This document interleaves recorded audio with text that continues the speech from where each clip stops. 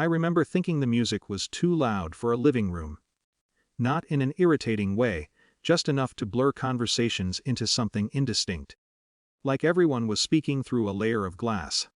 I stood near the edge of the room, holding a drink I hadn't touched, watching people move in small, practiced circles. Her family always hosted like this, tight clusters, easy laughter, the same stories recycled with minor edits. I had learned where to stand so I wouldn't interrupt anything. She was across the room when it started. I noticed because her voice rose above the rest. Not shouting, just firm enough to gather attention. The kind of tone people use when they've rehearsed something. "Can I have a minute?" Glasses paused midair. Conversations thinned. People turned. I didn't move closer. I could hear well enough from where I was. She smiled in that way I used to think meant she was nervous. Now I'm not sure what it meant. "I wanted to share something," she said. A small pause, timed. "I'm pregnant." There was a beat, then the room lifted. Applause, laughter, overlapping congratulations. Someone whistled. Her mother covered her mouth, already emotional. I felt the words register before the meaning did. Pregnant. I repeated it once in my head, like a translation that needed confirming. Then someone asked, lightly, "Well, are you going to say it?" She didn't look at me immediately. That was the first detail that stayed with me. When she did, it wasn't searching. It was measured. "It's not his," she said. The applause didn't stop right away. It faded unevenly, like people weren't sure if they'd measured. A few laughs lingered, misplaced. "And," she added, almost gently, "it's with Daniel, my boss." That part landed clean. There's a strange quiet that happens when a room realizes it's misread the situation. Not silence, people still breathe, shift, but the confidence drains out of the space. The laughter had nowhere to go. Then her sister filled it. "We all know," she said, not loudly, but clearly enough.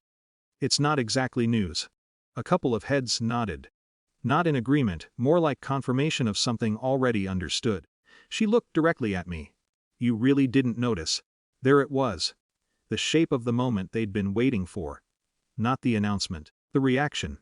I felt it then, not anger, not yet. Something closer to disorientation. Like stepping down and missing the last stair. My mind started pulling at loose threads. Late meetings.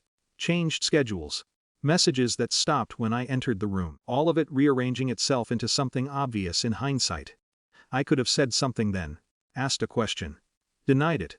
Walked out. Instead, I stayed where I was.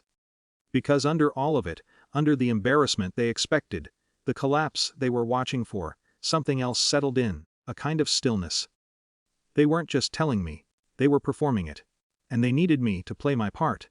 I didn't. I picked up the glass I hadn't touched and walked a few steps forward. Not into the center, just enough that I didn't have to raise my voice. "Congratulations," I said. It wasn't loud but it carried. Enough people were already quiet. A few exchanged glances. Confusion mostly. Her sister smirked, like she thought I'd broken in a different direction than expected. I lifted the glass slightly. Not a toast yet.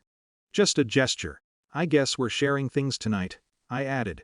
That's when the room shifted again, subtly. People leaned in, not physically, but in attention. The script had slipped. I didn't look at my wife. I looked at her sister instead. "Your daughter," I said, evenly, "should probably talk to you before this gets more complicated." The smirk didn't disappear right away. It faltered, just slightly, like a word she couldn't place. "What are you talking about?" she said. "I'm saying," I replied, "that if we're doing this publicly, it's only fair we're consistent." No one laughed this time. Her face changed first, not dramatically, but enough. The certainty drained out. She looked past me, then back, as if checking whether this was still part of the same performance. She started, then stopped. "I'm not making anything up," I said. Still calm, still holding the glass. "But I'm also not going to explain it here." That was the point, not to expose everything. Just to interrupt the direction they'd chosen. The room felt different now. Not hostile, just unstable. My wife finally spoke again. "What are you doing?" It wasn't anger. It was something closer to frustration, like I'd missed a cue. "Nothing," I said, "just not doing what you expected." There was a sound at the door then. Not loud, but distinct. A knock that didn't match the rhythm of the party. No one moved at first. Then it came again, firmer. Someone opened it, One of the cousins, I think. I didn't turn to see immediately, I watched the faces instead, confusion again. Then something sharper. 2 officers stepped in, not rushed, not aggressive, just present in a way that changed the room instantly. "Evening," one of them said. Conversations stopped completely this time. "We're looking for Daniel Malik, my boss. He wasn't in the room. Not yet. Or maybe not at all, I hadn't seen him arrive." Her mother stepped forward, trying to regain some control. "Is there a problem?" The officer glanced around, professional neutral. "We just need to speak with him. If he's here." No one answered right away. Because now it wasn't a family moment anymore. It wasn't a performance. It was something else. Something procedural. Real. I watched my wife. The confidence from earlier hadn't disappeared, but it had shifted. She looked toward the door, then at her phone, like she was recalculating something.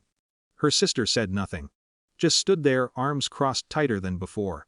I set my glass down on a nearby table. I didn't feel victorious.